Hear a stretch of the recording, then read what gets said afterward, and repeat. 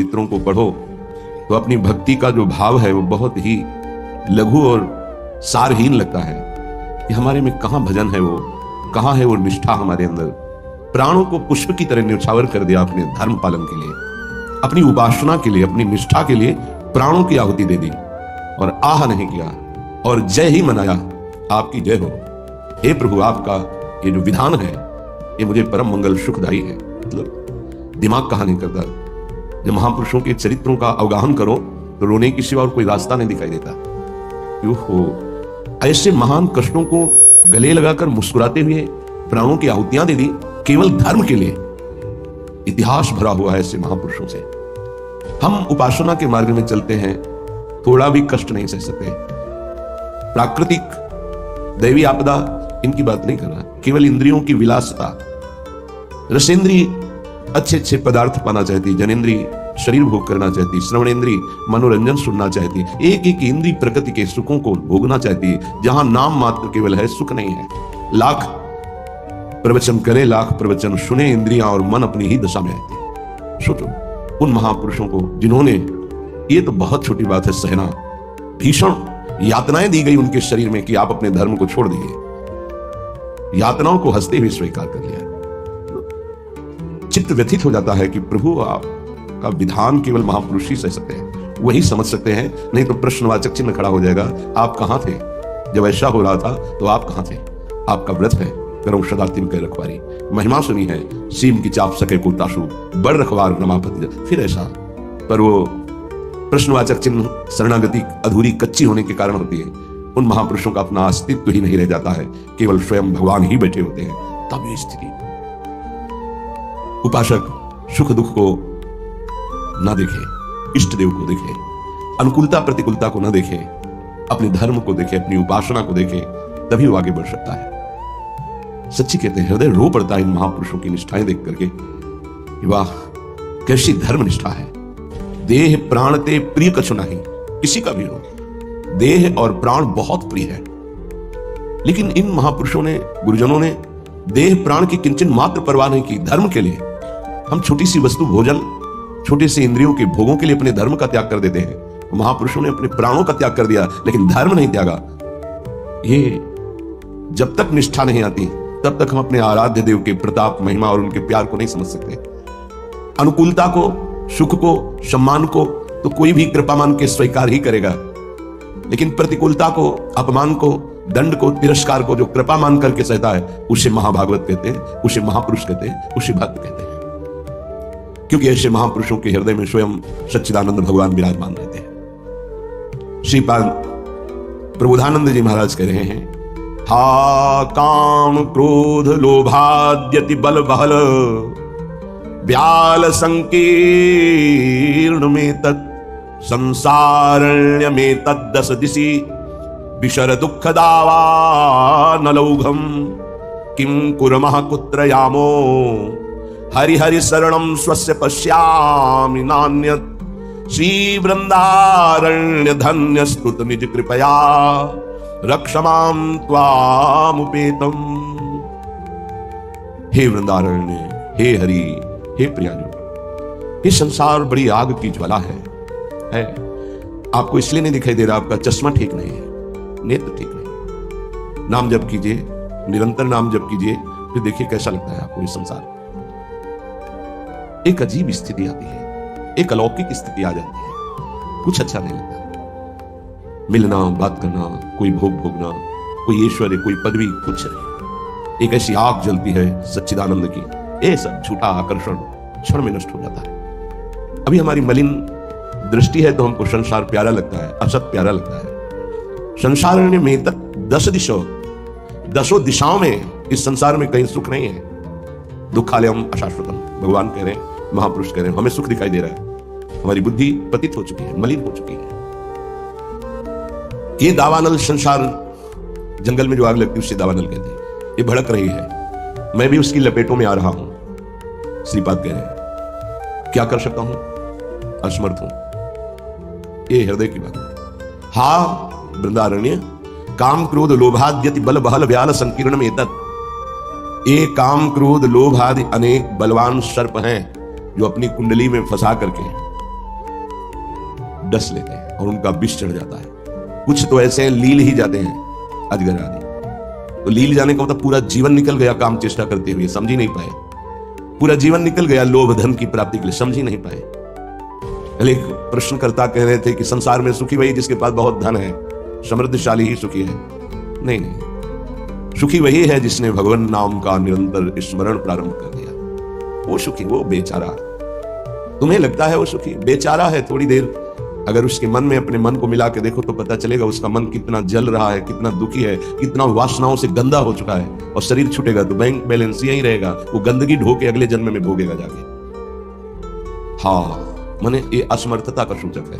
हाँ, वृंदारण्य किम कुर्मः, मैं क्या करूं, कुत्र यामो, कहां जाऊं, आपकी शरण ले लिया हूं।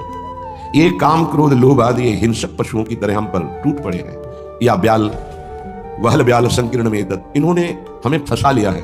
देखो महापुरुष ये निर्विकार हैं, ये हमारी स्थिति को भांप कर बोल रहे हैं ऐसा। ये काम क्रोध लोभ आदि ये ब्याल सर्प की तरह मुझे अपने में बांध लिया है। जब सर्प बांधता है तो प्रतिपल वो अपने पाश से कसता जाता है, उसकी हड्डियां चूर चूर होती जाती है, फिर वो उसे निगल जाता है। ऐसे ही काम क्रोध लोभ मोह मद मत्सर ये ब्याल की भांति हमको फंसा चुके हैं। हम असमर्थ हो चुके हैं और हमको डस लिया है, इसलिए जहर चढ़ गया है। मेरे को कोई झुका नहीं सकता, मैं धनी हूं। ऐसे न जाने कितने जहर की तरंगें उठ रही है। कहां जाऊं, क्या करूं। हे हरि हे वृंदावन धाम, आपके सिवा मुझे कोई शरण में स्वीकार नहीं कर सकता। पक्का कोई स्वीकार नहीं, सब स्वार्थ के वशीभूत हैं, सब असमर्थ हैं। कौन मेरी रक्षा कर सकता है? क्योंकि अगर किसी को पुकारो कि मेरी काम से रक्षा कर दो तो खुद काम से पीड़ित है। किसी को कहो कि मुझे क्रोध और मद से हटा दो, बचा लो, तो इस संसार में कोई नहीं बचा सकता।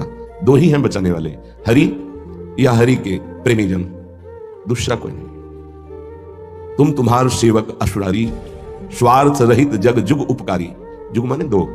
स्वार्थ रहित अगर कोई उपकार कर सकता है, मुझे बचा सकता है, तो भगवत प्रेमी महात्मा या स्वयं श्री भगवान।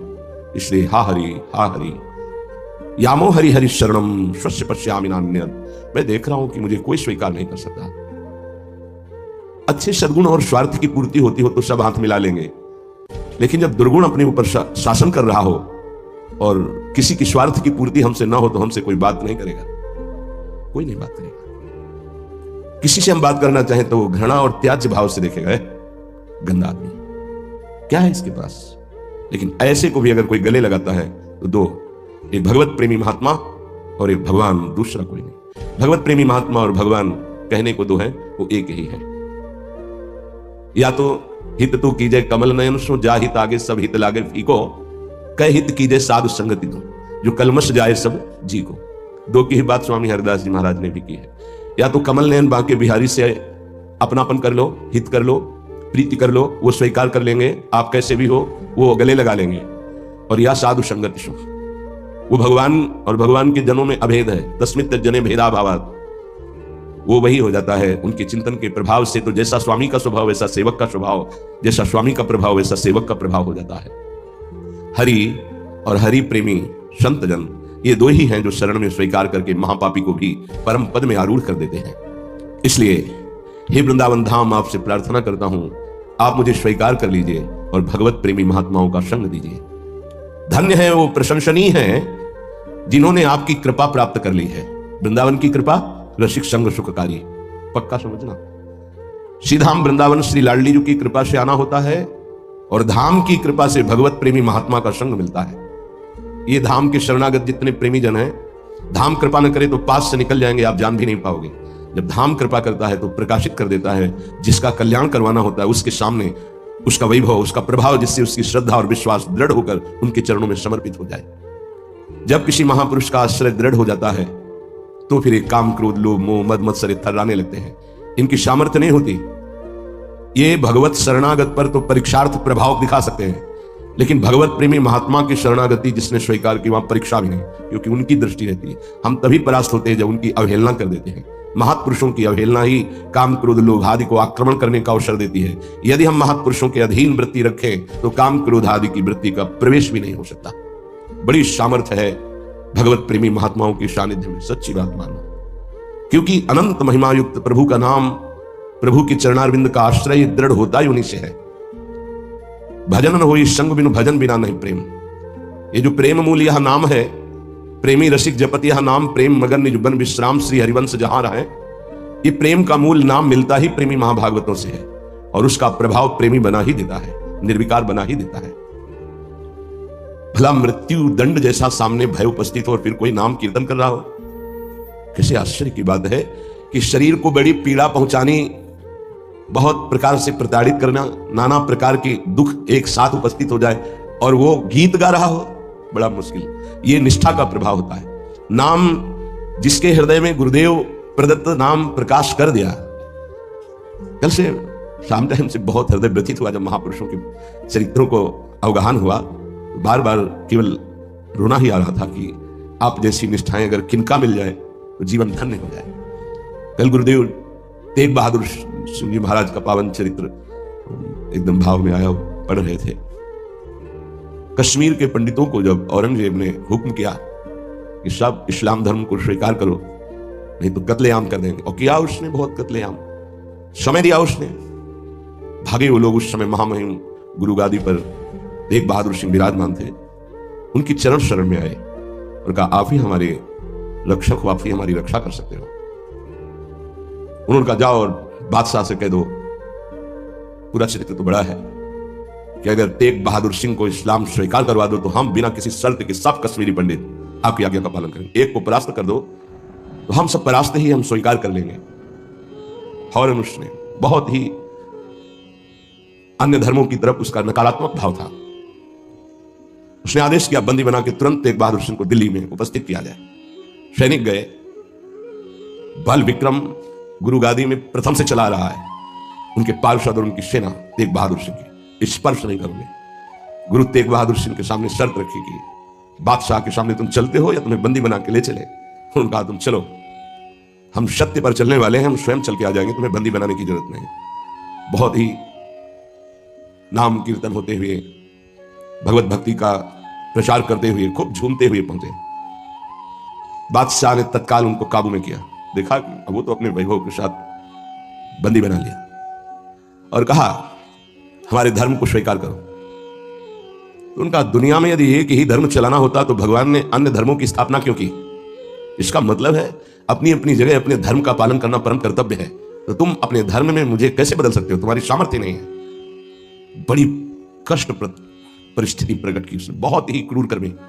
एक नहीं, बहुत महापुरुषों को बहुत प्रकार से दंड दिया है इसने। एक लोहे के पिंजड़े में गुरु तेग बहादुर सिंह को बंद कर दिया। सैनिकों को, उसके पास अपार सैन्य बल था, तत्काल बंदी बना लिया गया। बहुत दिन तक उनको प्रताड़ित किया गया लोहे के पिंजड़े में, बहुत तरह से। हर बार वो उनसे जब पूछते अगर आप स्वीकार करें तो जो पद कहे, मैं अपने राज्य का बादशाह था मैं दे सकता हूं, अगर नहीं स्वीकार करते तो परिणाम तुम्हें भयंकर भोगना होगा। तो उन्होंने हंसते हुए कहा कि प्रभु ने जिस धर्म में मुझे स्थापित किया है, तेरी सामर्थ्य क्या है? कड़वे ही शब्दों से, तेरी सामर्थ्य क्या है कि मुझे परास्त कर सके? और उस समय उन्होंने पद गाया, भाई मैं धनु पाइयो हरि नाम, मन मेरो धावन ते छूटियो, करी बैठो विश्राम। भाई मैं धनु पाइयो हरि नाम, माया ममता तन ते भागी, उपजो निर्मल ज्ञान। लोभ मोह यही परसी न साके, गही भगति भगवान। भाई मैं धनु पाइयो हरि नाम। देखो, भीषण प्रताड़ना, कष्ट, मृत्यु भय उपस्थित, और वो गा रहे कि भाई मैंने हरिनाम रूपी परम धन पाया है। मन मेरो धावनते छूटियो, अब मेरा मन कहीं भाग कर नहीं जाता, दौड़ भाग खत्म हो चुकी है। करी बैठो विश्राम, अब तो नाम में विश्राम पा गया है। इस तन को पीड़ा पहुंचाई जा सकती, पर मेरा अब इस तन से कोई संबंध नहीं है, क्योंकि माया भाग गई है नाम के प्रभाव से। तन से कोई ममता नहीं रह गई। उपजीव निर्मल ज्ञान, इसी नाम के प्रभाव से निर्मल ज्ञान का प्रादुर्भाव हुआ है। लोभ मोह यही परसी न साके, गही भगति भगवान। कोई भी तुम प्रलोभन दो, मेरे मन को नहीं लुभायमान कर सकता, और कोई भी भय दो तो अब मेरे शरीर का मोह नहीं, क्योंकि मेरे हृदय में भगवान की भक्ति जागृत हो गई है। जन्म जन्म का संसार चूका, रतन नाम जब पाइया, तृष्णा सकल विनाशी मनते निज सुख माहि समाया। जन्म जन्म हो गए भटकते हुए, अब कोई संशय नहीं रहा। मुझे नाम रूपी रतन मिल गया, सब संशय खत्म हो चुके हैं। जीने की भी तृष्णा खत्म हो चुकी है, सकल वासना नष्ट हो चुकी है। मेरा मन निज सुख में समा गया है। जाको होत दयालु कृपा निधि सो गोविंद गुण गावे। कहु नानक इह विधि को संपे को गुरुमुखी पावे। कह रहे जिस पर भगवान दयालु होता है, कृपा निधि होता है, वही भगवान के नाम गुण को गा पाता है। नानक साहब कहते हैं अब कोई संशय नहीं, कोई इच्छा नहीं, क्योंकि गुरु को समर्पित हो गया और गुरु मुख से नाम पा गया। ये बहुत बड़ी उपलब्धि है। अब इसका परिवर्तन नहीं हो सकता। कोई संशय नहीं रहा, कोई मोह ममता नहीं रही। हमारे हृदय में नाम विराजमान है। मेरा मन सुख सिंधु में समा गया है। हरि के नाम बिना दुख पावे, भगत बिना सहसा नहीं चूके। गुरु यह भेद बतावे, हरि के नाम बिना दुख पावे।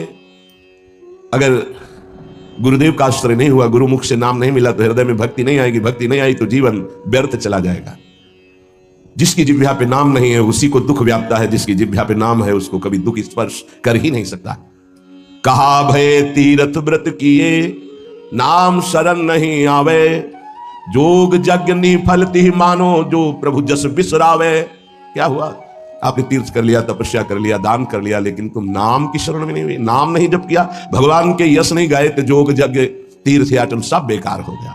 मान मोह दोनों को परिहरी, गोविंद के गुण गावे। कहु नानक विधि को प्राणी, जीवन मुकुट कहावे। जो निरंतर नाम जप करता है, भगवान का यश गाता है, नानक साहब कहते हैं वो जीवन मुक्त महापुरुष होता है। ये भारी दुख की परिस्थिति में आनंद मगन होकर, तिहि नर जन्म अकारत खोया, इहि राखो मन माही। तीरथ करत बिरत पुनि राखे, नहीं मनुआ बस जाए। अगर नाम जप नहीं चल रहा, गुरु शरण में नहीं, तो और सब करके देख लो, मन को वश में नहीं कर सकते हो। निफल धर्म ताहि तुम मानो, साच कहत मैं या को। तीरथ करे बिरत पुनि राखे, नहीं मनुआ बस जाको। मान लो मेरी बात, तुम्हारा तीर्थ, तुम्हारा वैराग्य, तुम्हारा सब धर्म कर्म व्यर्थ माना जाएगा यदि गुरु कृपा नहीं हुई, तो तुम्हारा मन वश में नहीं होगा, मन नाम में नहीं लगेगा। जैसे पाहन जल में ही राखी, भेदे नहीं ती पानी। तैसे ही तुम ताहि पिछानो, भगतहीन जो प्राणी। जो गुरु की शरण में नहीं आया उसका हृदय पत्थर जैसा कठोर होता है, चाहे जितना पानी डालो पसीजेगा नहीं, वो द्रवित नहीं होगा पत्थर। ऐसे ही अगर गुरु की शरण में नहीं आया तो हृदय उसका मलिन बना रहता है। जिसके हृदय में भक्ति नहीं जागृत हुई गुरु चरणों की, वो व्यर्थ जीवन है, मृत जीवन है। कलि में मुकुति नाम ते पावत, गुरु ही भेद बतावे। कहु नानक सोई नर गुरुआ, जो प्रभु के गुण गावे। वही गुरु का है जो प्रभु का नाम और प्रभु का जश निरंतर गाता रहता है। बड़ा उनके ऊपर जुल्म किया, भारी पीड़ा पहुंचाई गुरु तेग बहादुर सिंह की। उन्होंने कहा कि मैं अपना धर्म कभी नहीं छोड़ सकता, जितना चाहे तू पीड़ा दे दे, और डर उस परमात्मा से, जुल्म मत कर। लेकिन वो तो क्रूर कर्मी, वो गुस्से से लाल हो गया, बहुत तरह से पुनः पीड़ा पहुंचाई।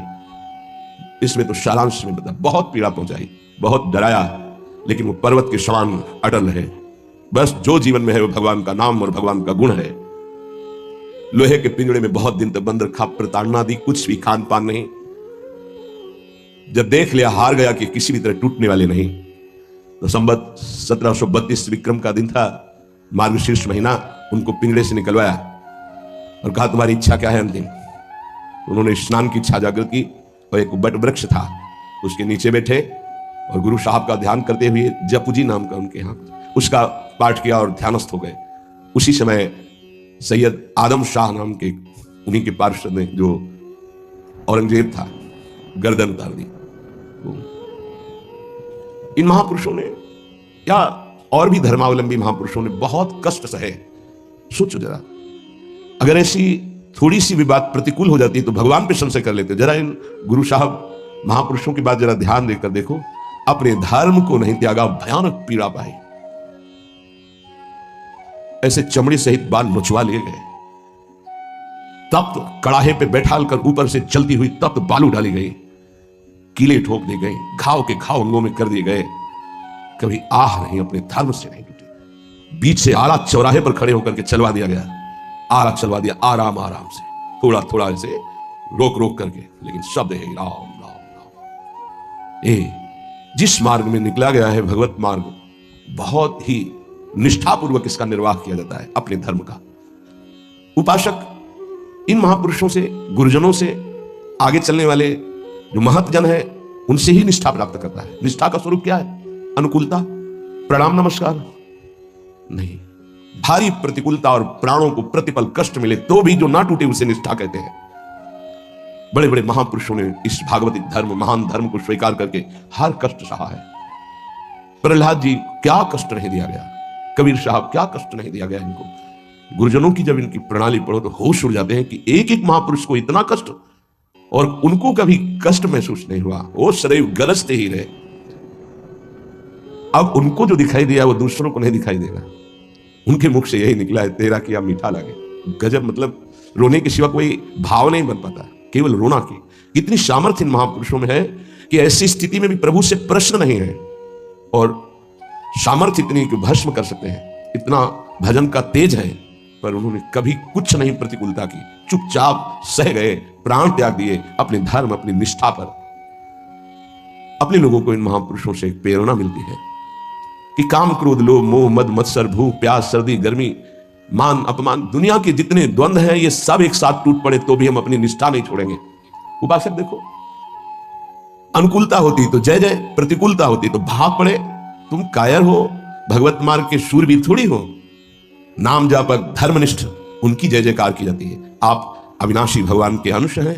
ये शरीर छूटेगा, आज नहीं तो कल छूटेगा। अगर धर्म में छूटे तो इसकी जय जयकार है, और अगर भोगों में छूटे तो बहुत ही जीव सब छोड़ रहे हैं भोगों में। धर्म निष्ठा का तो, जिनका हमने पद सुनाया था पलटू बाबा का, मची नाम की कीच, इनका ऐसा प्रभाव था कि जहां ये नाम उच्चारण करते रोए बिना कोई नहीं रह सकता था, ऐसी करुणा थी इनके उच्चारण करने में।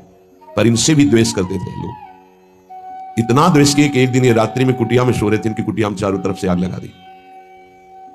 भौतिक शरीर तो वहीं दिखाई दिया, लेकिन भक्तों की मंडली सहित जगन्नाथपुरी में सुबह पाए गए। पार्थिव शरीर तो अयोध्या में ही रहा, पांच भौतिक, जो कुटिया में जल गया, और वो दिव्य शरीर से जगन्नाथपुरी में भक्तों की मंडली के बीच में पाए गए। तो वहां उनसे पूछा कि आप अवध से कब आए? तो उन्होंने सुबह कहा कि आज ही रात्रि क्या है, इतनी जल्दी कैसे आ गए? बोले अवधनाथ ने भेज दिया है, वहां पलटू नाम का जो शरीर था वो जल गया। तब पता चला कि दिव्य देह से भक्त मंडली में विराजमान। ये निष्ठाएं ऐसे कोई थोड़ी कि जहां फूल माला, चंदन, इत्र, खुशबू, खान पान, जय जयकार, प्रणाम नमस्कार तो आप धर्मनिष्ठ है, और जहां प्रतिकूलता तो आप बदल गए, इसे निष्ठा नहीं कहते। जिस सर पर मनोपुष्प और दुग्ध का अभिषेक हुआ पूज्य पादुड़िया बाबा, उसी सर पर 6-6 इंच के गड़ा से चले ओम पधार गए। इतनी सुकोमल देह ठाकुर हरिदास जी की, महामंत्र जोर जोर से लाखों की संख्या में जपने वाले महापुरुष, 22 बाजारों में मार कोड़े जल्लादों ने खाल मोचे, लेकिन हरि बोल के सिवा शब्द नहीं निकला। इसे कहते हैं निष्ठा। यहां जरा सी कामना पूर्ति नहीं हुई, भगवान पर श्रद्धा हो गई, ये कोई निष्ठावान है? ये निष्ठा कैसे जागृत होती? सिर्फ गुरु कृपा से। जहां गुरुजनों की महिमा पढ़ी तो गुरु कृपा से। गुरु कृपा का स्वरूप क्या है? जो नाम प्राप्त हुआ है, यही गुरु कृपा है।